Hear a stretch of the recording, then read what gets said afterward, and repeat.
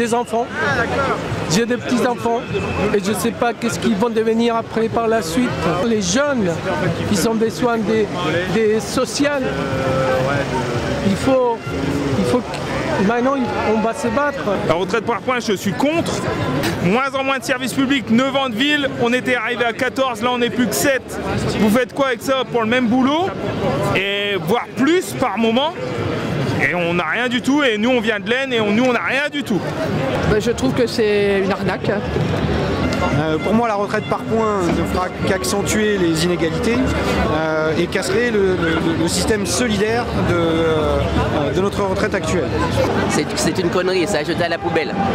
Moi, la retraite par points, nada, j'en veux pas. Aujourd'hui, c'est une journée de grève qui est vraiment massive. On constate que chez les territoriaux, on a eu un nombre considérable de préavis, des préavis locaux qui ont fait la jonction entre les revendications locales et l'exigence de retrait de la réforme des retraites par points, qui mettent en avant la défense de la CNRACL et des revendications. Ce qui remonte à la fédération, c'est qu'il y a beaucoup de services fermés, des écoles entières qui sont fermées. D'ailleurs, on n'est pas les seuls puisque la grève est massive chez les instituteurs, chez les enseignants, on sait aussi à la SNCF, à la RATP, mais y compris dans beaucoup de boîtes du privé. Beaucoup de camarades en province indiquent, parce que les manifestations ont eu lieu ce matin, que ça leur rappelle la mobilisation équivalente, voire au-delà de 1995. Donc c'est une vraie journée de grève avec, ce qui est également très important à noter, des assemblées générales.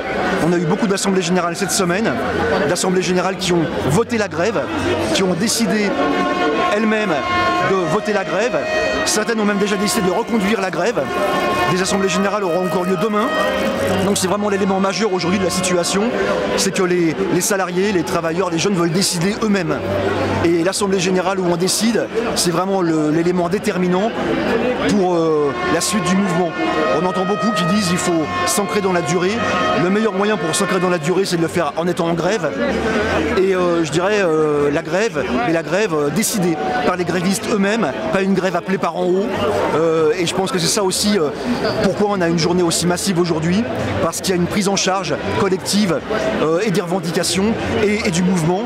Et je pense que c'est ce qui est déterminant pour la suite.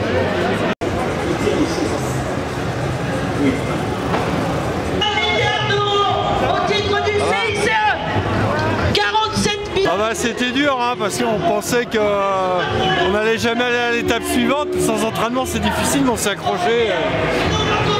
Et on a eu de la chance, on a eu dans l'ensemble du beau temps, on a eu 2 jours de pluie, mais avec de la grêle dans les descentes.